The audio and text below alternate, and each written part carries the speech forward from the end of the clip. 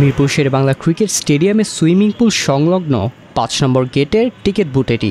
যদিও তার কোনো চিহ্ন নেই এখানে, বরং দেখে মনে হচ্ছে এ যেন এক ধ্বংসস্তূপ। ২ জানুয়ারি সকালেও এখানে ছিল টিকিট বুথ। পিপিএলের পঞ্চম ম্যাচের টিকিট সংগ্রহের জন্য ছিল দর্শকদের দীর্ঘ সারি। এক পর্যায়ে বাড়তে থাকে ভিড়। বেলা 11:30টার দিকে পাশ দিয়ে তৈরি ব্যারিকেডের ধাক্কা দিতে থাকেন টিকিটের জন্য অপেক্ষারত দর্শকরা। পরে গেট ভেঙে ভেতরে প্রবেশ করে ভাঙচুর চালান বুথে। এক পর্যায়ে আগুন দেন বিক্ষুব্ধরা, যদিও কিছুক্ষণের মধ্যেই আগুন নিয়ন্ত্রণে সক্ষম হন ফায়ার সার্ভিস কর্মীরা। ২ জানুয়ারি দুপুর ১:৩০টায় বিপিএলের দিনের প্রথম ম্যাচে মুখোমুখি হয় ঢাকা ক্যাপিটালস ও দুর্বার রাজশাহী। ওই ম্যাচের টিকিট সংগ্রহের সময় ঘটে এই দুর্ঘটনা।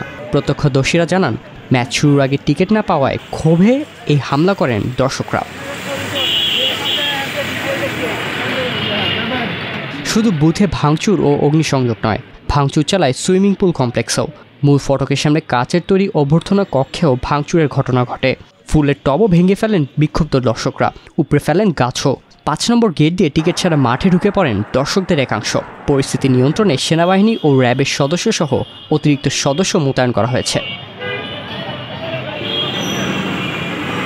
টিকিট নিয়ে অরাজকতা চলছে বলে দাবি করেন অনেক দর্শকরা। সব টিকিট চলে গেছে কালোবাজারিদের হাতে, এটি বলছেন অনেকে। এর প্রমাণ মিলেছে সরজমিনেও। বুথ বা অনলাইনে টিকিট না থাকলেও স্টেডিয়ামের বাইরে বিক্রি হচ্ছে টিকিট। এর জন্য পরিশোধ করতে হচ্ছে চড়া মূল্য। ৫০০ টাকার মূল্যের টিকিটের জন্য ১৫০০ টাকা পর্যন্ত দাবি করছে কালোবাজারিতে সম্পৃক্তরা। আর ১০০০ টাকা মূল্যের টিকিটের দাম হাঁকা হচ্ছে ৩০০০ টাকা।